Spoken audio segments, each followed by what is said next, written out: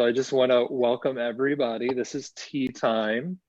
My name is Jason Weeks. I'm a staff member at Unity on the Bay. And my guest this morning is Amy Baez, and she's just sharing this on her Facebook page so we can build a greater audience and get people connected. I see you shared it, Amy. I got a little notification. It's the watch party. I didn't realize I had to press watch party. That's awesome. So good morning again. Morning. I'm so happy that you reached out to me and said, I want to be a guest on Tea Time, because I think the topic we're talking about today is so important. I know it's important for me because I tend to be all work and no play, and I have to remind myself constantly, take a break, do something fun, reconnect to that child within myself. And I think you're going to have some nuggets of wisdom for us this morning on how to do that. I hope so. Well, I know you will. Yeah, I mean, I think it's a topic that a lot of people don't really think about very much. And especially during this crazy time right now, I think it's really something that could be helpful to people. I know it was helpful for me, even though it's a part of my everyday life, to learn about it in a different way. There's a lot of light bulbs for me. So. Can we start with a little introduction? Can I introduce you? Is that okay for you? Yeah, go ahead. I bet I sound amazing. I know you personally. I know you're amazing. Okay, so let's start here. I'll read this little bio I have for you. Amy Baez has a master's of occupational therapy and 20 years experience as a pediatric occupational therapist, as well as a professional speaker, storyteller, spoken word artist, educator, and 3-time author. Do you even sleep? Sometimes. You can view her weekly on her YouTube channel, Playapy, which currently has over 100,000 views. At Unity on the Bay, this is one of my favorites. At Unity on the Bay, she serves as the chair of the ambassador team and the Building Our Future Care and Communication Subcommittee. You may also recognize her as one of the platform divas, as well as the recipient of the 2018 Exemplary Life of Service Award. Wow, that's an introduction. I sound amazing, right? I'm a good writer. You are, and you've done a lot for Unity on the Bay. Thank you. Thank you. So anybody who's just joining us right now, this is Tea Time, and the way it works is you write your questions in the comments section of this feed, and we'll try to get them answered. Today's topic is the spiritual practice of play. And so Amy and I are going to be talking about the importance of play and just how it's a vital part of our well-being. So Amy, since Unity on the Bay is a church, I wanted to start with this verse from the Bible, which I think is that is related to our topic today. So in Matthew's chapter 18, verse 3, it says, "Truly I tell you, unless you change and become like a little child, you will never enter the kingdom of heaven." And at Unity, for those who don't know, we interpret the Bible metaphysically and not literally. So that speaks to me in the way that I think we need to become playful in our lives in order to live this peace and this happiness here on earth. What do you think about that? I think so. I mean, I think really particularly that message is really about probably shutting down the mind a bit and going back to that childlike state. We don't have a lot of worry, and there's not too much concern about the future. You're just kind of in the moment. And a lot of times that's what we're trying to achieve through meditation and prayer. And so to me, play is just another tool for that. I mean, you can do the same thing and achieve the same results through play. And so I think, especially with children, that's kind of like, that's where they live, right? That's their mode of operation. Kitty. She hears us talking. She's like, I want to participate in this conversation.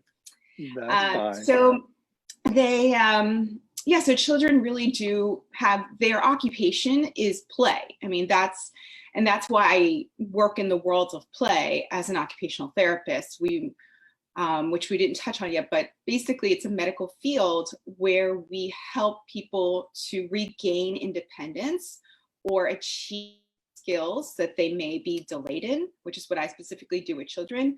And we use their occupations in life. And children, their main form of learning is through play. So I think in the Bible, when it's talking about becoming like children, it's going back to that state of innocence and wonder and awe, and being in that state in order to achieve the goal of heaven and that peace and loving feeling that we want to feel all the time. So that's how I would interpret it. Yeah, I'm on the same page with you. I would say that when we are able to live more free and playful, it's a sign that we are trusting the universe and that we are putting our faith in that God is good all the time, like we say at Unity. And there's really nothing to worry about in life because the higher power that we call God has it covered. Mm-hmm. And that Bible verse in particular always sticks with me because it's a reminder. Listen, you have to become like a child. Play, be a little carefree. Don't take life so seriously. Exactly.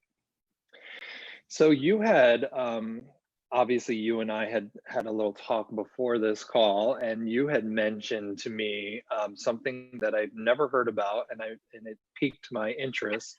Play personalities. Yes. Can we dive into that? Yes. I'm going to do something really quick. I'm going to let her outside so that she can let us have a conversation.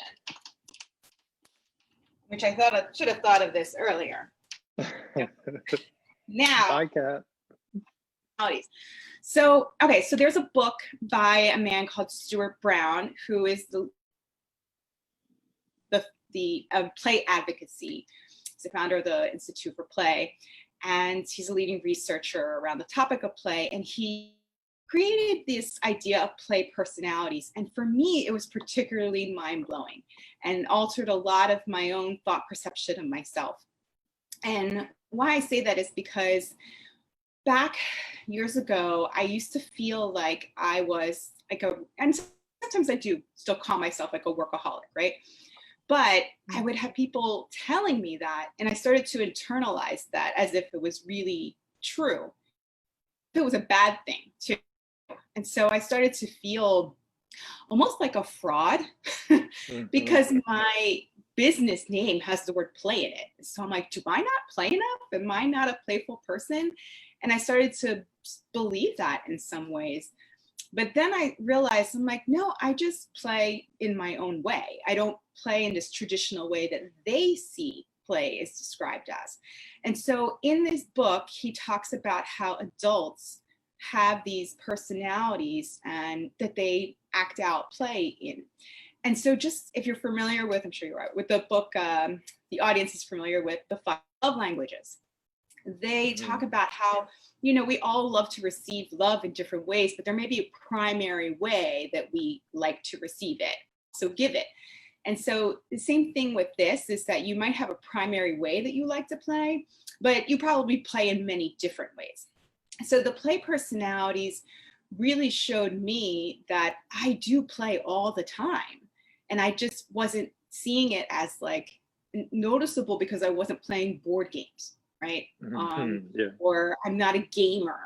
So I'm not against play in any way. I just do it in my adult way. And what's interesting too is that often how we play as children will lead how we play as adults as well. So there was 8 personalities, and I like to remember them in alphabetical order because it's easier for me to remember. But the first is artists creators. which is pretty obvious. It's people who like to create things, are typical artist people. If you're like a maker person, so I see that a lot in myself. I mean, obviously I have a YouTube channel. I like to make videos. So, Yeah. so that's one way of doing things. Another is collector, people who have to like to collect things. And so I know for myself, I have a little collection of like ceramic dolls that I've bought in different countries when I travel. And that's just kind of my little way of having a collection of things that make me happy. And another personality are competitors. So those are the people who do normally like to things, right? They're the ones who, and I can be competitive. If you ever play a game with me, I am so hardcore competitive that I may actually make it not so much fun. But there's our competitive people, and not just necessarily that you're the doer, but you also may be a watcher. So people who love to watch sports and get really into it, those super fans who dress up in their, their painted faces and tailgate, those are competitor type of players as well. Another one are directors, which I think is really interesting. Those are the people who like to organize events and create different, they like to do the step-by-step. Those are, I tend to fall in that category sometimes too. Explorers. I love being an explorer. So people who love to travel the world and find new things, or just go into their own city. A lot of people are doing that now, where they're exploring Miami and going into the next they never looked at before. So their way of playing is through exploration. And I would be like an Elon Musk type of a person if you were going to put it to a celebrity. Another one is jokers, people who like to tell jokes, right? Well, we have Reverend Juan is known for that. Yes, so people who like to do just, people are silly, people who like to share gifts and things like that, funny videos. Their mode of play is probably joking around, tease in a loving way. Another is kinesthetes, which are people who love movement, who like to dance and play in that way. Maybe you're really into yoga or exercise, and that's your release mode. So those are the kinesthetes. And then the last one are storytellers, people who love to engage in telling stories and also listening to stories. So I think I was telling you yesterday that, people who love to watch their soap opera and maybe even reality TV, that's their way of playing, that's their escape, and they kind of shut off and they're just into that world.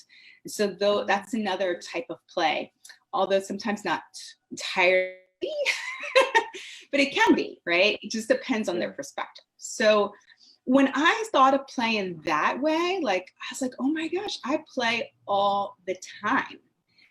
And I don't think people realize that they do. And if they think of it that way and try to find healthy ways to engage in that way, then they are going to see that they are players, and that they can use play in order to make their life a lot more fun and engaging and just happier. Mm-hmm. Yeah, as you were saying this, and the thought that came into mind was some of these overlap for people. Like you were saying, I'm some of this, I'm some of that. And some of the ones that you mentioned, I'm like, yeah, like I love to joke around. I love jokes. I love puns. I also love to create. Yeah, we all know this. The good, the bad, and the ugly. But I also love creating things. And so,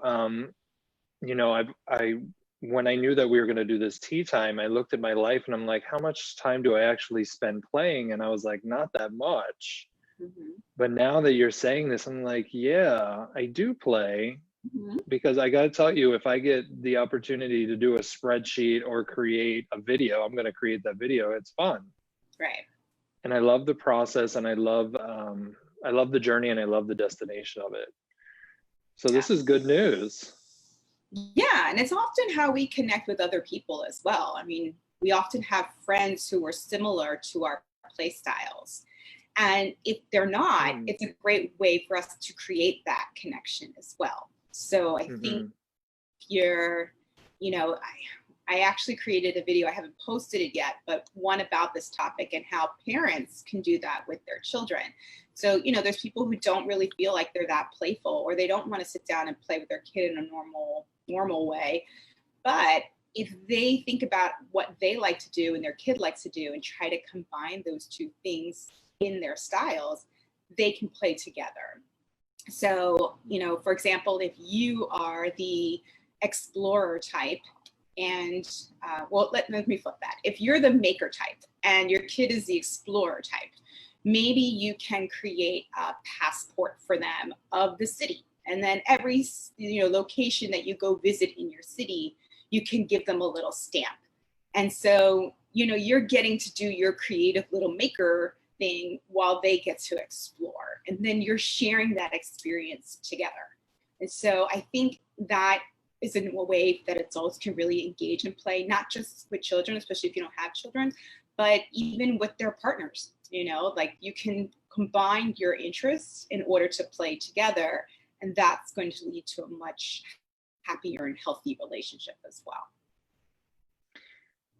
I was going to ask you that question, how this plays out in relationships. And I see now what you mean by like the love language thing. It's like, Mm-hmm. if you know somebody, how somebody else plays, you can use that to connect with them in a deeper way. Mm-hmm. I Well, there's love that that. saying, like those couples that pray together stay together. It's like, just Hmm. flip it. It's the couples that play together that stay together. And so, yeah, I mean, imagine if you're not doing anything that you like to do play wise, or if you're not recognizing that person's way that they play, it's going to be a sad interaction, right? Yeah. So I mean, it's such a huge part of our life and what our joy, right? So, I mean, to me, play is kind of equal to joy. And so, if you're not participating in joyous experiences with your partner, then you're going to have struggles in that. So, why not try to figure out what their personality might be? And well, first you have to recognize your own. I think that's important. To try to see what you do, like, or how you are, and then try to think about theirs, and not just doing it, analyzing them by yourself. Like, you should probably talk to the person. Ask them how, what they think and Yeah. how they like to play, and then see if you can create in that world. And if there are things that are not that you love to do, like, for example, not to out Ezekiel, but my partner, but he's not a dancer, but I love to dance. So I tend to be a movement, but I'm not going to force him to go dance with me. Right? I might just go do that on my own, take a class on my own, or find people who do like to do that, and then find a different type of play that's more what he would enjoy, as opposed to forcing someone into play that they don't really like to do. So, Yeah. um, That's so you not have to fun. be. Yeah. I remember when I was a kid, my best friend at the time was still a really great friend of mine. We were like, I met her when I was like 9 years old, and every day she wanted us to play board games, like every day. And Was it so Monopoly? Monopoly, Life, like all of them, Sorry, all these games. And it was like an all day marathon every day, especially in the summer when, there wasn't much else to do. Luckily, she had a pool, so we could vary it up a little bit. But, it was a lot. Yeah. And I like board games, but I had to like vary it up a little bit. And I was more, like I said, a movement type of person. So I started having friends who like to do dance routines. So we started having, these dance competitions in the backyards. So I didn't stop being friends with her. I just would vary it up a bit. So I got to spread my play in different ways. so that it wasn't being abusive. So, but I think that's important because you also don't want to be only doing one thing, right? And so, and I think that's why when people feel like they're working all the time, you have to figure out ways to bring play into that experience so that you're not making it an unhealthy lifestyle. Like people who work all the time are not healthy, but people who only play, aren't really healthy either, because it can get to be, to a point where you're not productive at all. So you have to figure out a way to balance it out and work it in there. Mm-hmm. I'm going to look in the comments section for some questions, but before I do that, I just want to say when our gala comes up, I better see you on the dance floor now that I know that's one of your plays. I'll be watching you, Amy. Okay, yes. So let's look in the comments for some questions. And good morning to everyone who's joining us again. So good to have you here. Scarlett Clark has a question/comment. She says, when I'm not playful, it is because I am in fear. How do you guys deal with your fears? Fear of losing something you think you have or not getting something I need? Wow, it's a heavy question. I think for myself, I just try to remember that fear isn't really healthy for me. I tend to be a person who's really productive. And so I think about like, how much am I going to get done in this mindset? So if I ever feel like I'm sad or I need to spark joy in some way, I usually will seek some sort of playful outlet, whether it's just putting on music and having like a little dance break, or deciding, I want to spend my time in something creative today. Maybe I might just kind of paint something, I mean, it sounds really random, but I really do that. And it doesn't have to be like a painting of a portrait or something like that. I mean, like, just like a piece of wood, just to get my mind somewhere else. So I usually just try to take my mind to a place where it's not thinking. So that's my kind of form of meditation. I don't seem to do well in just like a sitting meditation that's just complete silence. I know that there's people who will spend a lot of money to go on a retreat to just be silent. And to me, that's like torture.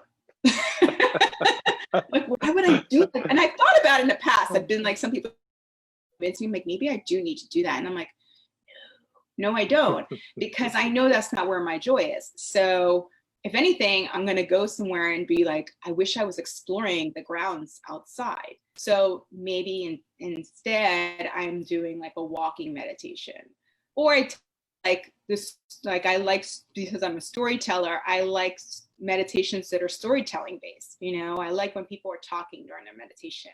I can definitely get more into it then. So I think seeking out and using the tools that we know about at Unity, we talk a lot about prayer and meditation as our tools for getting out of this state of fear. I think seeking out those tools, but figuring out which one is best for you. And I always add in and play. So prayer, meditation, and play, And so what am my modes of play that are going to instantly take me out of that? During this time, I've actually been listening to a lot of podcasts. And so sometimes I'll listen to podcasts that are very education based, but sometimes I'm just listening to stuff that's just comedy or just nonsense or just, really fun. And so one of them recently has been a new one called Fake Doctors, Real Friends, which is based on the Scrubs TV show with Brath and Donald Faison. And I love that show and I love their friendship. And so listening to them just talk makes me happy. And so I just will make sure that I'm constantly listening to the podcast just because it brings me a lot of joy. And I'm like walking around in my neighborhood and I'm just like cracking up. And I wonder if people are like, what is she laughing at? But I think seeking out those type of things, find the things that make you happy really fast and do those things. And it'll instantly change your mood right away. You know, it's like playing with a puppy. It's like as soon as, or like a kitten, as soon as you get one in your hands, your mood will change instantly because they're so play-based. So if you put yourself in a mode of play, you're going to change your feeling overall. And then a lot of those fears are going to just kind of slip back in your mind and maybe go away for a longer period of time. Yeah. Thank you, Amy. My answer to that question, Scarlett, is, you know, prayer. We have prayer and meditation, but sometimes our fears are so strong. And I'll give you my example. I do not like getting my blood drawn. I'm deathly afraid of it. And I've tried to pray it away and I've tried to meditate it away. And it just doesn't work for me. It's a deep-seated fear.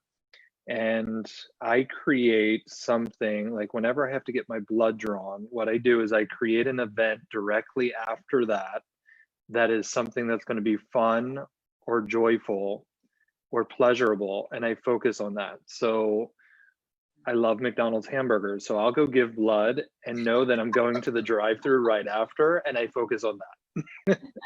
And it really gets me through. It gives my mind something else to focus on besides this needle going in my arm. And I think that's what you were saying, Amy. You have to shift your focus to something else. Yeah, me, it's a cupcake. I love cupcakes. That might be my new go-to when I have to give blood. I don't know. We'll see. Let's see if anybody else has some comments or questions. Let's see. Scarlett, I see that you have a few more, but I'm just seeing if anybody else has some questions. All right, let's look. Scarlett has another one. What is the downside of being she says a workaholic, but I think she means a workaholic. What are the downsides of being a workaholic? Yeah.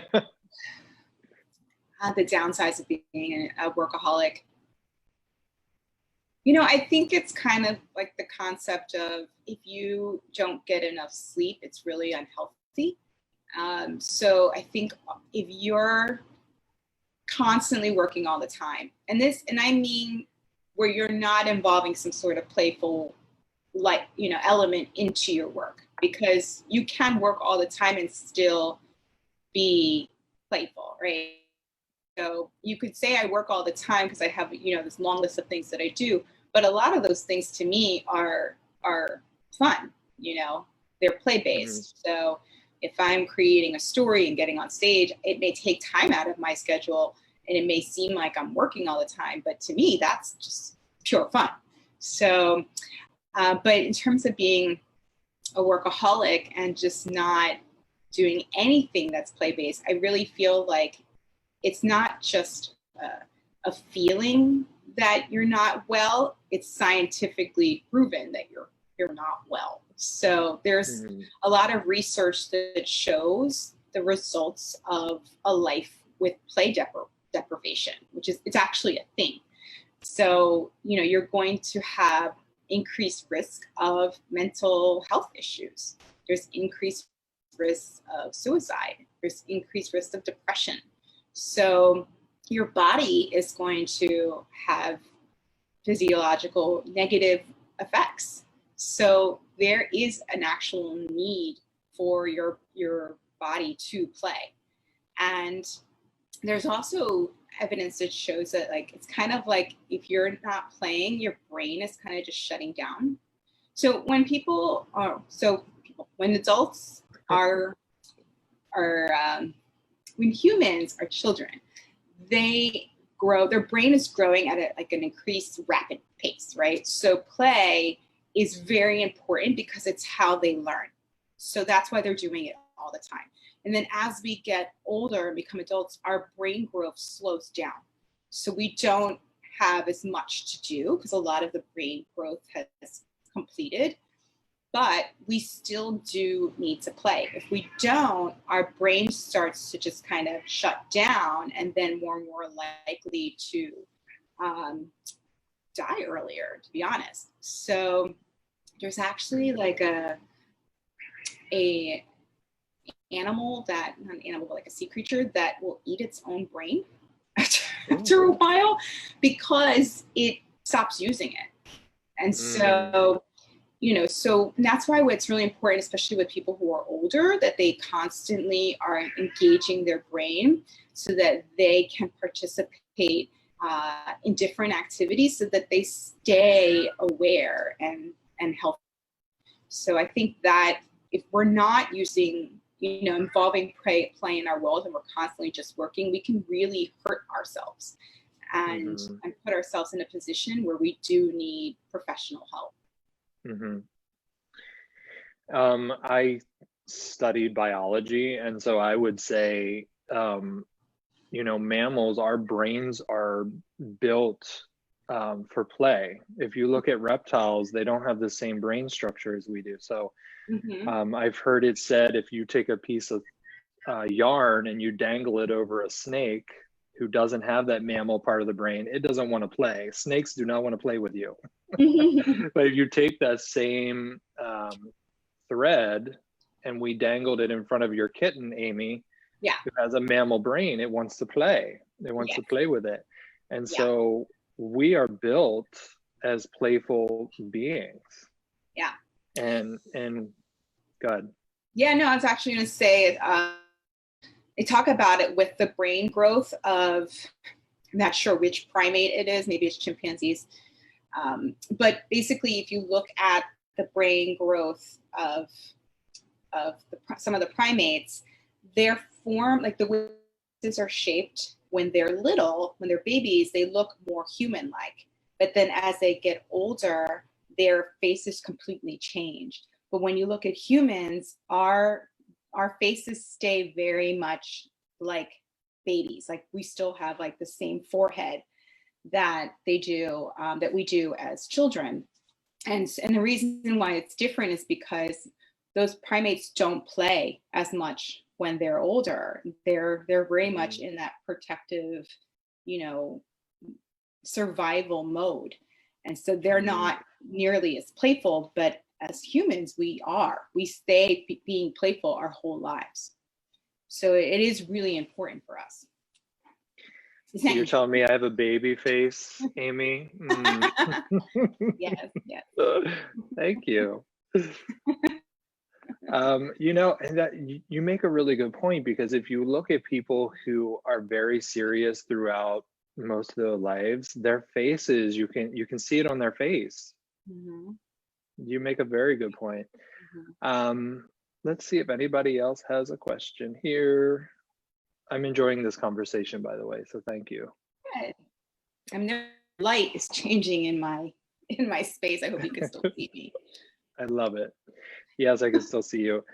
Carla Cody says, during isolation, kids may not see each other much now. So what do you recommend besides video games? Oh, wow. Well, I rarely recommend video games, just in general. So I'm one of those people who, a lot of people ask me like, oh, what apps do you recommend for children? And I'm like, none. Like, and it's not to say that they're not beneficial. It's just that they already have enough exposure to them that I don't feel the need to recommend more. And so I usually am like, nope, get moving around. I mean, usually the first thing I recommend is movement. And one of the main reasons why is because as children, you know, as babies are brought into this world, the first thing they participate in is movement. And so movement is the first way for you, and even as adults, to really engage in play. So if you're like in a total funk and you don't know how to get out of it, the first thing you should do is get up and go for a walk, or, you know, turn on some music and move around, or just get some movement in your body. So that would be the first thing I would suggest. And a lot of what I do, even when I'm working with children, right now I'm doing it a lot online. So they're on a screen. The first thing I always do is movement-based activities.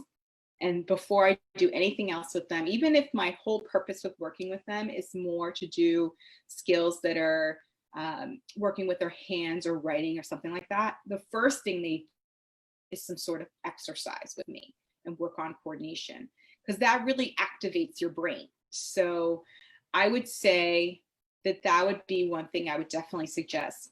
But I would think about, like we talked about those play personalities, I would go back and think about what things that they really particularly like. Because you may have a child who's not really movement based, and you may need to move them around, but that may not be something that they're really excited about. So maybe thinking about what ways that they really experience joy and try to do some things related to that. I know it can be, challenging in some ways to find those things, but I would definitely try to just kind of see if you can see a connection. There's some kids who really love collecting things, like they may have like 1,000 cars. Or I used to have a kid who would collect little things that he found in like a playground. He's like a little hoarder in his own way. But if they're artistically inclined, sit down and draw with them and make some things like that. So I would just think of other ways to play. Video watching is very sedentary. You don't, even kids, sometimes kids that have difficulty with vision, parent will say like, oh, do they have a short attention span? And they're like, well, no, they can watch a video for hours. And I'm like, yeah, but that doesn't mean you have a good attention span. They're just mesmerized by a TV screen. So you really do got to get them away from the screens as much as possible, especially if they're spending too much time on it now, because now their whole education system is online, and their families are probably watching a lot of movies and things like that. So just trying to find other ways to interact. But movement would be my number one suggestion. And there are a lot of videos even online of, dance routines and things like that, where you can, like kids workout videos are all free online that you can engage in. And speaking of, as we start to wind down because we're going to run out of time, can you believe how fast that went? Can you tell everyone where they can find you or where they can reach you if they want to get in touch with you? Sure. So I have a website called Playapy.com, and it's Playapy. And if you don't know, that's just the word play and therapy put together, my own little creation. And so I have blog posts on there, a history of blog posts to read if you just kind of want information. Obviously, those are very related to child development. And I also have, as I mentioned earlier, a YouTube channel. So if you go to YouTube, you type in Playapy, it'll show you there. You can subscribe to my channel, like my videos. So I've been posting on there about 2 videos a week lately during this time. I had taken a break from them for a little bit, but then I was like, you know what? I have all this creative energy I need to let out. So let me share some of this information. So you can find me there. And if you just want to follow me on social media, I'm often posting just little tidbits about sharing ideas for play. And so I have an account on Instagram, on Facebook, so a little bit of everywhere. Awesome. And I just want to say, as we begin to wrap this up, I want to thank you again, Amy, for taking your time to share your wisdom with us. But also, I want to say that you really opened my mind to what play is. Like, I had a certain idea of play before this tea time, and now I'm like, okay, I play more than I thought I played. Isn't it like so freeing? Yeah. Like, for me, it was, it really did change so much for me. Like, and even though I've been in this topic, in this world for 20 years, that's still, and that was more recent for me. I was like, oh my goodness, I never realized how much I do play. Like, maybe I am those people who always play. So I think I'm always looking for ways to make things more joyful. Yeah. And even then, I still tend to be considered a very serious person. You know, overall, my demeanor is more of a serious person, but that's because I'm, you know what, my least personality trait is the joker. I'm just not, that's just not my style. You know, occasionally I'll participate in it. I'll share some funny videos, you know, I try, but I'm not a stand-up comedian. So, but that's okay. We don't have to be that type of playful person. You can be something that's uniquely you. I love that message. That's so unity. Be uniquely you. You're an expression of God, and you're perfect just the way you are. Exactly. It's like you've been going to Unity for years, Amy. Only like 19. See, I'm the joker. I love joking around. So laugh at jokes. Maybe that's a little bit. Yeah, that's the joker part. I'm more of the bystander. I'm the watcher of jokes. Well, thank you again for being here this morning, and thanks to everybody who's joined us. If there was a question that you asked that we didn't get to, we'll answer it in the comments section of this post. So I guess we should tell everybody to have a playful day, right, Amy? Yeah, you know my tagline. I've done a little research. So well, yes, actually, you created my logo for that. Oh, yes, I did. I forgot about that. See, I am a creator. And I love that. Creator. Well, have a great day, everyone. And I'm going to do something fun and play and create. So yes, make it the best day yet. Have a good one.